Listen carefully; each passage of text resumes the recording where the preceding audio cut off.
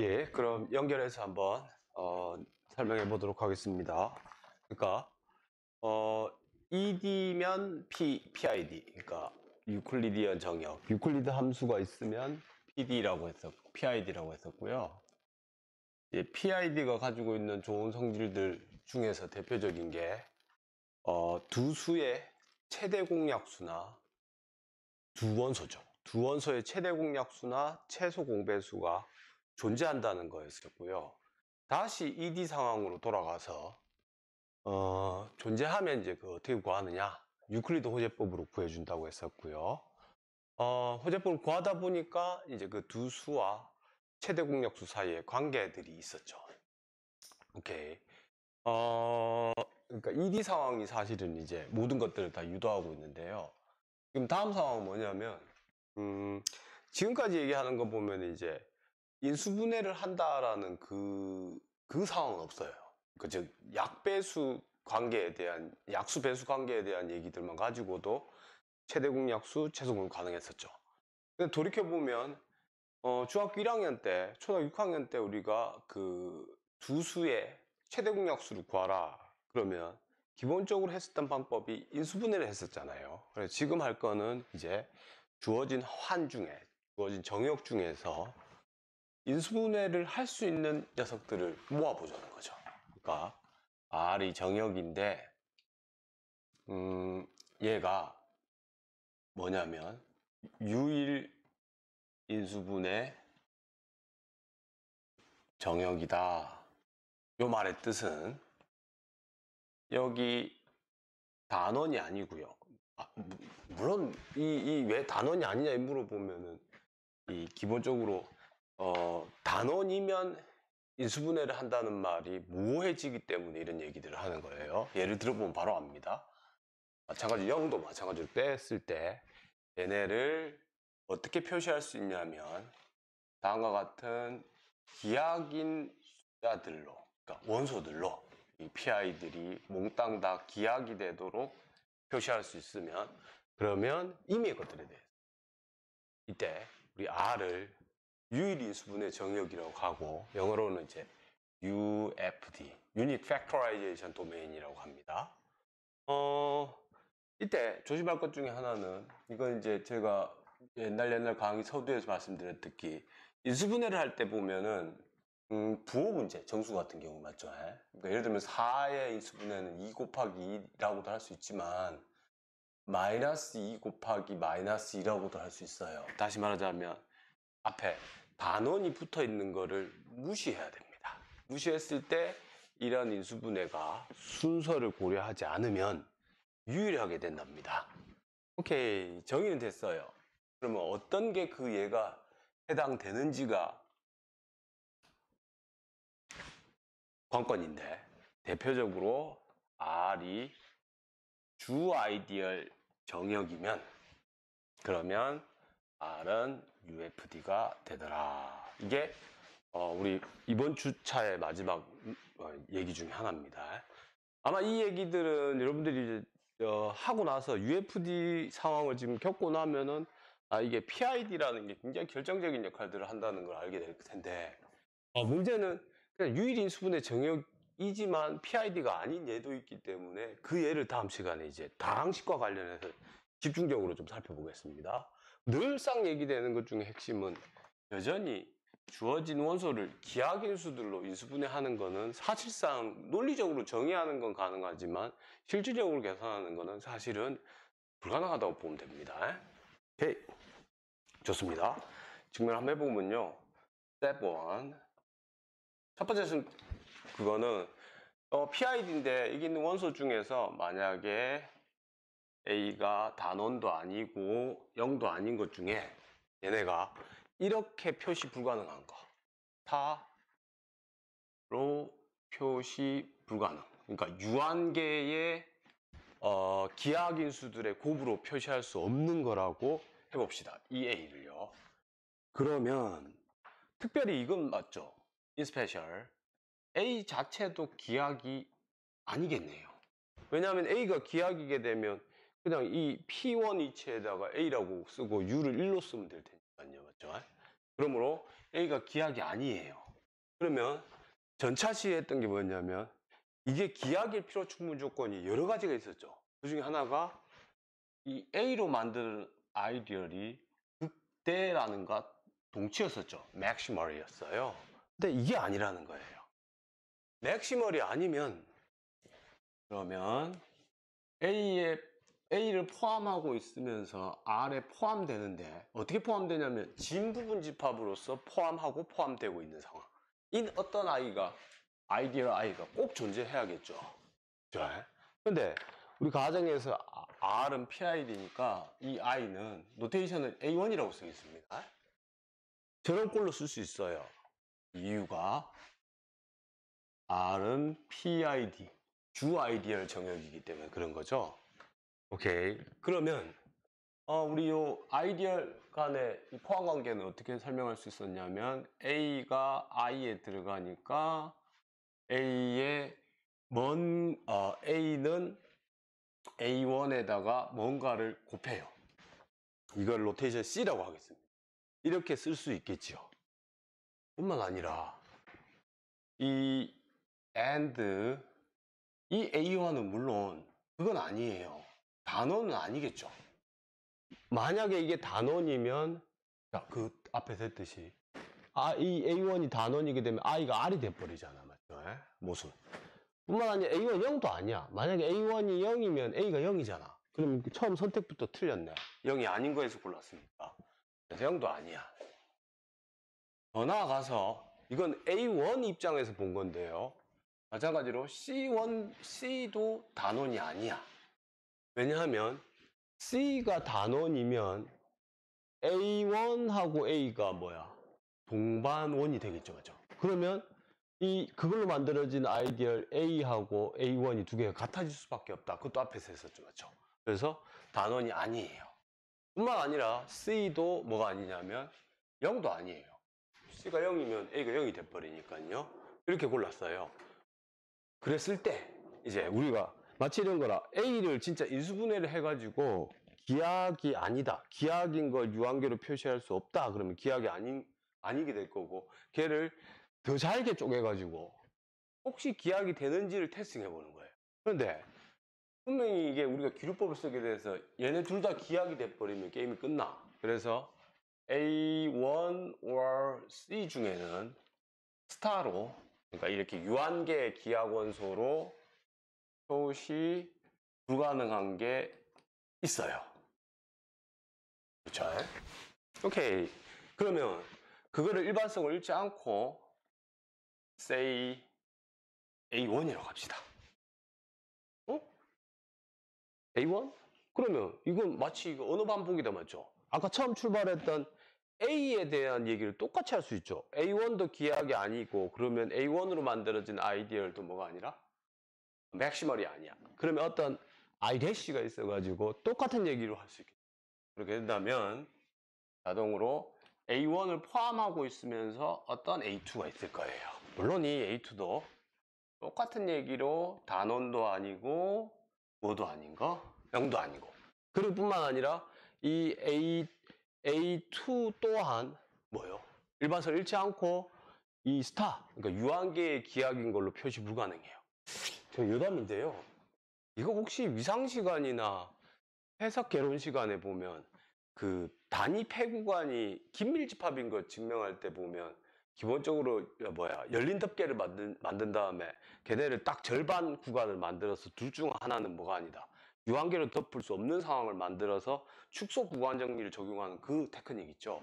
그거랑 거의 흡사합니다. 이 경우에도 이렇게 기하기 아닌 녀석 중에서도 유한계로 표시할 수 없는 놈들의 뭘 만드냐면 아이디얼들의 시퀀스를 만드는 거예요. 다음 단계 또 가능하겠죠. 당연히 단원도 아니고 0이 아닌 것들로. 이 행위는 기본적으로 귀납적 방법에 의해서 뭐예요? 무한히 많이 갈 수 있어요. 끝나지 않는다고요. 만약에 게임이 터미네이트 된다 그러면 그 스텝에서 스탑 하시고 얘네에 대해 더 잘게 쪼갠 게 각각 다 유한계의 기하인 걸로 표시하게 된다면 결국 A도 기하인 걸로 표시하게 되어서 이 수열은 끝나지 않게 되는 거죠. 맞습니다. 그랬을 때 물론 여기서요. A1은 아까 이거 붙여줘야 될 게 A가 A1에 포함되고 있죠. 그래서 얘를 A. 근데 노테이션을요. 얘를 맞춰주기 위해서 A0라고 이렇게 쓰겠습니다. 오케이? 그러면 여기까지가 구성한 까지가 스텝 1. 스텝 2. 두 번째 뭔 일을 할 거냐면요. 요렇게 진 부분 집합으로 포함되는 이 열을 다 유니온한 거 있죠. i는 0부터 인피니티까지 이 아이디얼들을 다 유니온을 해줘요. 그러면 클레임이 얘가 여전히 R의 아이디얼이 된답니다. 이유는 both 아이디얼인 건 뺄셈에 대해 닫혀 있는 거 확인하는 거랑 이미 R의 원소에 대해서 I에 있는 원소랑 곱했을 때 여전히 I 원소가 되는 거 확인해야 되죠. 근데 뺄셈에 대해 닫혀 있는 거 잘 보시면 거의 논리가 그 긴밀집합 보이거나 그런 논리랑 거의 흡사합니다. 왜냐하면 이게 만들 때부터 그렇게 포항관계 때문에 이렇게 만들어진 거라서 그렇거든요. 그래서 여기에 R1하고 R2가 I에 들어가요. 그러면 그냥 첨자를 바꿀까? RS라고 없애버리고. 그러면 이 I에 들어가면은 이 합집합이기 때문에 R은 적당한 AI 번째 들어갈 거고 그 다음에 S는 적당한 AJ 번째 들어가겠죠. 그런데 이거는 명백히 AI 번째보다는 그것보다 더 큰 거에 포함되니까 이 R하고 S는 어디에 동시에 들어가냐면 작지 않은 쪽에 동시에 들어가요. IJ에. 맞죠? 오케이. 얘가 얘를 포함하고 있고 얘가 얘를 포함하고 있고 물론 진부분 집합으로요. 그러니까 요 자체가 다시 아이디얼이잖아. 그러면 R 빼기 S가 여기 들어가 있어요. 근데 저 A의 max로 만들어진 거는 당연히 I 안에 들어있겠죠? 그래서 뺄셈에 대해 닫혀 있어요. 두 번째는 arbitrarily R인 the R에 대해서 I가 I에 들어있으면 RI를 곱한 것도 뭐에 들어있다? I에 들어있다는 거예요. 근데 I가 I에 들어있으니까 적당한 n 번째 들어있겠죠. 맞습니까? 어떤 n 번째입니다. 오케이. 그러면 이게 아이디얼이니까 RI를 곱해도 A의 M으로 만들어지는 저 아이디얼 안에 들어가 있게 되죠. 근데 얘는 포함관계에 의해서 얘는 합집합한 거니까 I의 부분집합이라서 RI는 I에 들어가 있어요. 이로써 이 클레임이 증명이 된 거죠. R의 아이디얼이. 근데 R이 PID라는 조건을 써야죠. 아무것도 안 쓰면 증명 자체가 안 되겠죠. R이 PID니까 이 I는 어떤 D꼴로 되는 어떤 D가 있게 돼요. in the R. 맞죠? 그런데 이 D는 분명히 I 안에 들어있으니까 또다시 어떤 AK번째에 들어있게 되겠죠. 맞습니까? 그 말인 즉슨 D로 생성되는 아이디얼이 AK로 생성되는 아이디얼 안에 포함돼요. 맞죠?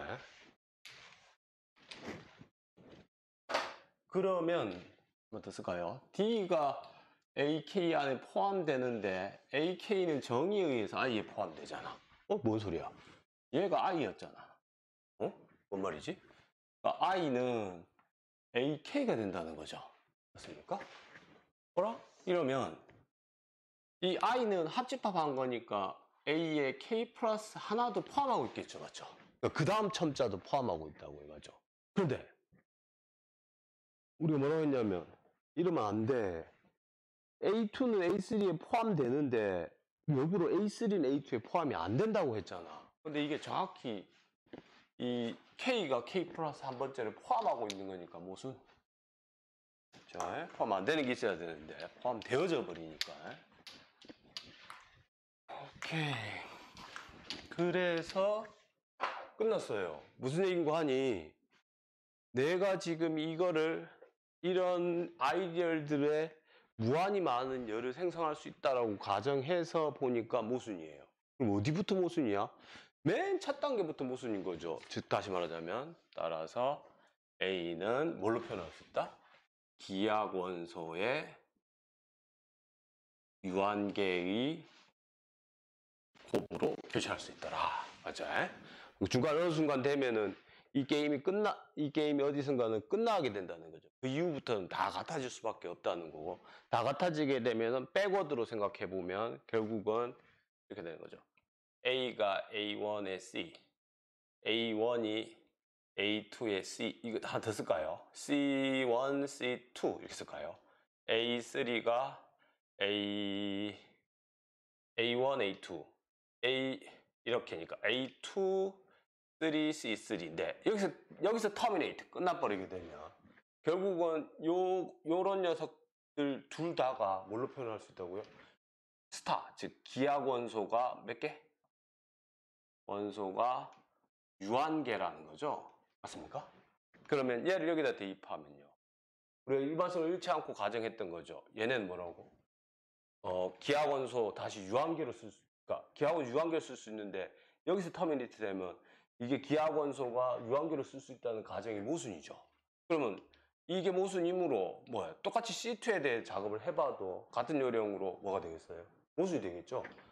유한번에 끝나게 될 테니까. 그러니까 다시 말하자면 A1을 가정을 설정한 게 다시 모순이에요.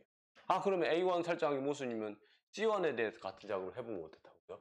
똑같이 이것도 유한계로 표시되게 돼서 결국은 A가 어떻게 된다? 처음부터 가정을 하지 말거나 아니면 처음부터 A라고 하는 녀석은 뭐다? 정확하게 기하건소 유한계로 표시할 수 있더라. 그러니까 마지막 단계 축차대입법이라고 하나요? 오케이. 네, 증명이 끝났습니다.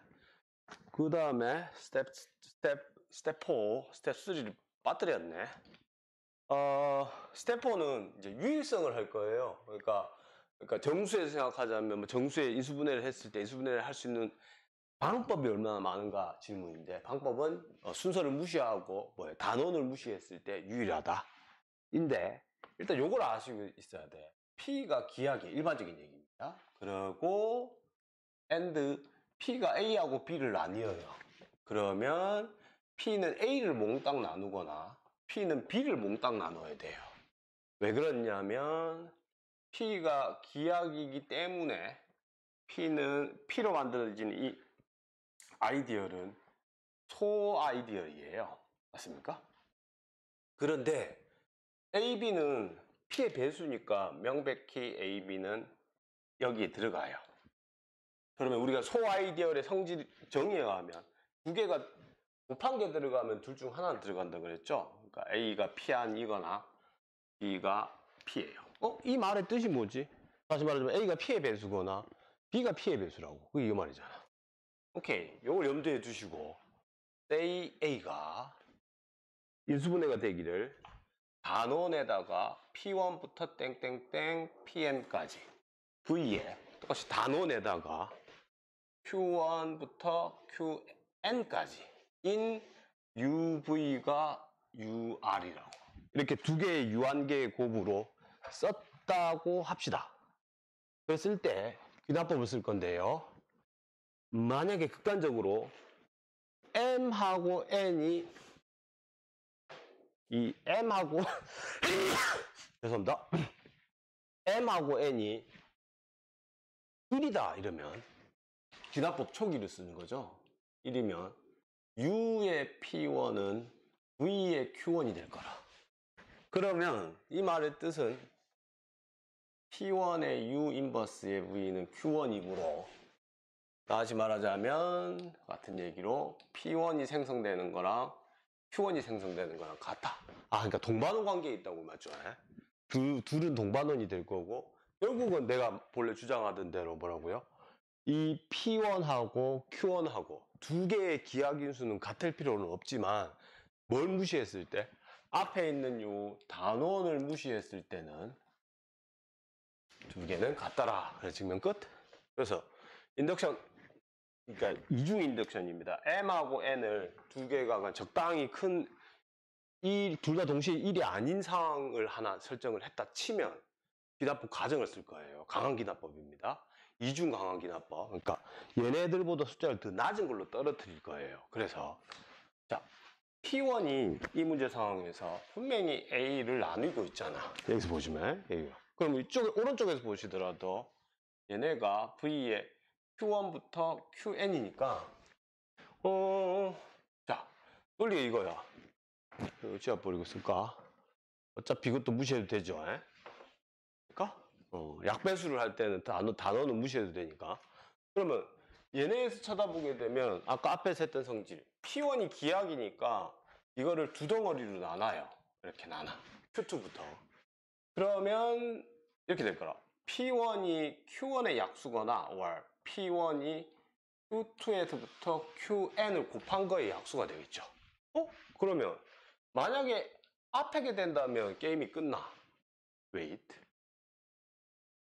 만약에 뒤에 게 된다면 또 똑같은 일을 또 하겠죠. P1은 다시 요 상황을 갖고 내려오면 Q2 or P1은 Q3부터 QN 중에 하나겠죠. 이런 얘기들을 유한번 거치면 결국 남는 거는 어떤 상황이든지 간에 P1은 명백히 어떤 K에 대해서 얘네를 나누고 있어야 되죠. 맞죠? 오케이. 근데 but 이 말의 뜻은 QK가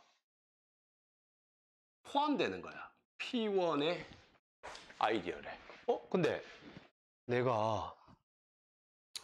우리가 지금 계속 반복해서 써먹고 있는 성질이죠. 지금 QK가 but QK가 얘가 기하기야. 그렇잖아요. 그러면 얘네로 만들어지는 아이디어는 맥시멀이에요. 극대라고. 그거에 포함되는 R의 아이디어를 하나 더 잡아낸 거니까 possibility는 QK는 P1하고 같거나 or P1은 R이랑 같아요. 그런데 후자인 경우에는 문제가 돼. P1은 결국은 단원이 돼. 이거 앞에서 했었죠. 맞죠? 전체가 될 필요충분 조건은 P1이 단원이야. 그러면 안 돼. 왜냐하면 우리가 기하기라는 말을 정의할 때부터 뭐는 아니야. 단어는 아니었었죠. 그러므로 모수. 그러니까 결국 남는 거는 얘가 된다고. 이거의 말뜻은 뭐다? 같은 얘기로 QK는 어떤 단원에다가 P1을 곱하면 되죠. U바 볼까? U바가 UR에. 그러니까 두 개가 동반원이니까 둘 사이는 동반원 관계. P1과 QK는 동반원이니까 이렇게 단원 하나 차이 난다는 거죠. 그거를 오리지널 식에다 대입하게 되면 UP1부터 땡땡땡 PM이 써지고 뒤에 V에 Q1부터 땡땡땡 여기 QK가 있는데 이게 UP1에 땡땡땡 QN이라고 써진다고. 이렇게 해요. 됐습니까? 그러면 자, 이건 우리가 지금 기본적으로 정역에서 하고 있으니까 양변에다가 0이 아닌 거를 나뉘어도 등식은 성립해야 돼요. 그러면 U의 P2부터 땡땡땡 PM에 V의 U바에 얘네는 당연히 단원이고요. 맞죠? Q1부터 땡땡땡 QK-1 QK 플러스 1 땡땡땡 QN까지 따지죠. 오케이. 그러면 얘네 지금 이것도 새로운 하나의 기하원소 표현이 있는 거죠. 맞죠? 그러면 얘네들 사이는 어떻다? 단원을 무시했을 때는 그냥 순서만 다르다는 거죠. 그러니까 P2 이집합부터 PM까지랑 Q1부터 이 QN까지가 같다는 거예요. 뭘 빼고? Q 여기 빠졌습니다. QK는 빼고 얘들이 같다고 맞죠? 같으므로 자동으로 뭐가 되겠어요? N-1은 N-1이 될 테니까 얘네 개수는 같아. 같을 뿐만 아니라 기납법 과정에 의해서 얘네들 기하인수들은 순서만 달리하고 같다는 거예요. 그래서 기납법 과정에 의해서 분명히 끝났다는 거죠. 오케이. 이로써 논의가 끝났습니다. 논의 중간중간마다 계속해서 단원 차이가 나는 거는 계속해서 지금 무시하자라는 얘기가 계속 나왔었죠. 여러분들 활동 시간에도 아마 이 단원에는 사실 활동 문제가 그렇게 많지는 않아요. 그래서 다음 시간에 우리가 좀 리뷰가 좀 더 많을 건데요. 근데 요지가 뭐냐면 그 예를 제가 하나 들어놨어요. 문제 55번. 어떤 거냐면 3으로 나눈 나머지들을 개수로 갖는 다항식환에서 x 큐브 플러스 2 하나의 다항식이죠, 맞죠? 이 다항식을 인수분해하라 그러면 직접 해보셔야 되는데 나오는 결론이 뭐냐면 x 세제곱 플러스 1을 인수분해하면 x 마이너스 1, x 마이너스 1 직접 해보셔야 된다고 x 플러스 2가 되는 거 이게 되는데 그래서 얘네 기하학인 인수들은 x 마이너스 1과 x 플러스 2이다 라고 말할 수 있는데 핵심은 이거라는 거예요. 생뚱맞게 이렇게 안 하더라도 자 똑같은 얘기인데 여기 그러니까 여기 앞에 1이 숨어 있으니까 2 곱하기 x 마이너스 1, x 마이너스 1, x 플러스 2라고 해갖고 여기 앞에다가 2를 곱해 이렇게 쓰고 맨 뒤에다가 2를 곱해 2를 곱하면 4인데 4는 1이잖아, 맞지? 이렇게 해서 얘를 기하학인 인수라고 선언해도 상관이 없다는 거야. 마찬가지로 얘를 기하학인 인수라고 선언해도 상관이 없다는 거야. 그러니까 지금 말하자면 다시 얘랑 차이는 뭐야? 정확히 단원을 곱해준 것만큼 차이가 있기 때문에 동반원이라는 거죠. 같은 요령으로 얘랑의 차이는 앞에 거를 2배 하면 밑에 게 되기 때문에 그게 동반원이라는 거예요. 아, 이게 핵심이구나. 결국은 고등학교 교육 과정에서도 유리계수 다항식에 대해서도 같은 얘기를 할 때 우리가 늘상 나왔던 말 중에 하나가 항상 그랬었다고요.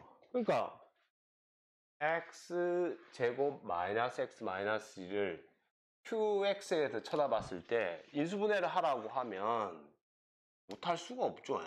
이렇게 되는데 미안합니다. 플러스 마이너스 여기서 인수가 뭐냐라고 물어봤어요. 그러니까 기하학인 인수가 뭐냐고 물어봤어. 그러면 x 플러스 1이라고 대답할 수도 있지만 꼭 그렇게 대답 안 해도 된다는 거예요. 즉 말하자면 Q 안에 있는 원소들은 다 단원이니까 Cx 플러스 1 이렇게 해도 이게 다 답이라는 거예요. C가 0이 아니기만 하면. 됐습니까?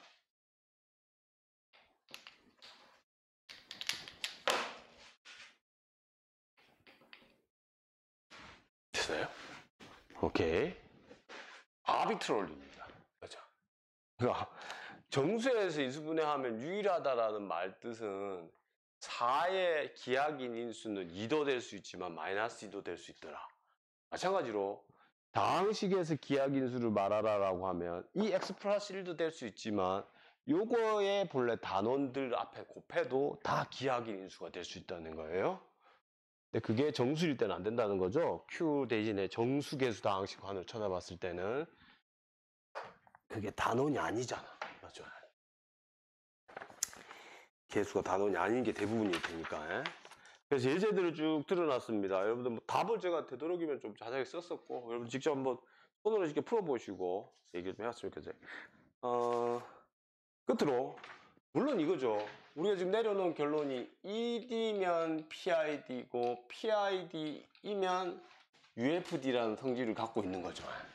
당연히 이게 포함관계에 의해서 PID이지만 미안합니다. UFD이지만 PID가 아닌 얘가 있을 거고 PID이지만 ED는 아닌 얘가 있겠죠. 우리가 이걸 안 되는 예를 갖고 발레를 가지고 이게 물고 뜯는 그런 형태의 학습 방식이 개념을 이해하는 데 도움이 되긴 하겠지만 결국 우리가 정 순서대로 가는 게 지금 어디로 흘러가고 있냐면 결국은 다항식환의 상환을 생각하고 그 상환이 가지고 있는 특징 중에 하나가 만약에 그 다항식이 기하학 다항식이면 체를 이루고 있어가지고 그 체의 성질 중에 하나인 다항식에 근이 없던 게 근이 생기는 상황.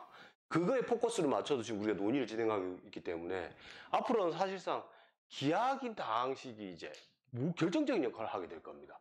기하학이 아닌 가야학인 상황은 이제 따로 분리해서 생각하면 되기 때문에 기하학인 걸로 다 환원이 되는 거예요. 방정식의 근을 구하는 입장에서 봤을 때 근의 존재성과 관련돼서는요. 어쨌든 last remark 봐. 그럼에도 불구하고 여기서 우리가 논의했던 것들 유클리디언 정의역이면은 최대 공약수, 최소 공배수 개념을 유클리드 호재법으로 말을 할 수 있는데 그런 말 안 하더라도 만약에 UFD이기만 해도 뭐냐면 무수의 얘가 UFD예요. 그럼 얘네의 최대 공약수와 최소 공배수 그 정의에 맞는 거에 존재성을 얘기해 줄 수 있어요. 어떻게 하면 되냐면 A를 인수분해를 하는데 P1부터 K까지 노테이션은 얘네들 다 기하인수고요. 중복해서 쓰지 맙시다. 그래서 중복해서 쓰는 거는 여기에다가 M1, MK라고 몇 개 중복되어 있는지 씁시다. 또 동시에 B는 Q 똑같은 P1으로 써요. 에 N1부터 PK의 NK로 씁시다. 이때 여기에는 기하인수로 있지만 여기에는 없으면 그럼 당연히 거기 해당되는 거듭 제곱은 0이 되겠죠. 그렇게 하면 두 개 다 동시에 같은 밑을 갖도록 이렇게 설정을 해줄 수 있죠. 뿐만 아니라 앞에다가 단원 있잖아요. 근데 단원도 설정해줘요. UV라고. UV는 단원이 되더라. 이렇게 R이 UFD면 인수분해 가능하다고 우리가 증명했잖아요. 그러므로 이 AB에 대해서 뭐요? 최대 공약수는 이제 표현이 이제 조금 어색해질 겁니다. 얘네는 뭘로 생성되는 거냐면 자, 정확하게 중학교 교육과정에 설명하는 방식, 직접 인수분해를 해서 생각하는 방식대로 P1의 두 지수 중에 크지 않은 쪽 M1, N1 땡땡땡 PK의 미니멈 MK, NK 이렇게 해요. 로 생성되는 아이디어를 누차 반복해서 강조하지만 최대 공약수도 더 이상은 숫자로서 하나다 그렇게 얘기할 수 없다고요. 3과 미안합니다. 6과 6과 8의 최대 공약수는 뭐야? 2라고 말할 수도 있지만 마이너스 2라고 해도 된다고. 다시 말하자면 단원을 무시하는 그러니까 동반원 관계에 있는 거를 항상 고려해 줘야 된다고요. 그래서 AB의 최대 공약 원소는 이라고 말하면 이렇게 곱한 녀석 둘 중 작은 녀석들을 곱해서 그 원소와 동반원 관계에 있는 거는 죄다 뭐라고요? 최대 공약수다. 같은 요령으로 AB의 이거는 내가 기호를 안 만들었지. LCM 최소 공배수는 뭐가 되냐면 얘네로 생성되는 아이디얼이겠지. 예? 맞습니까?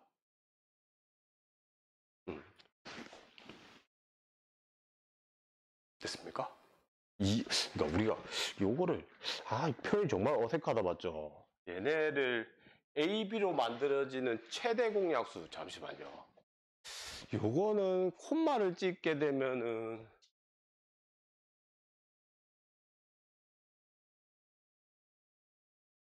우리가 썼던 게 그쵸?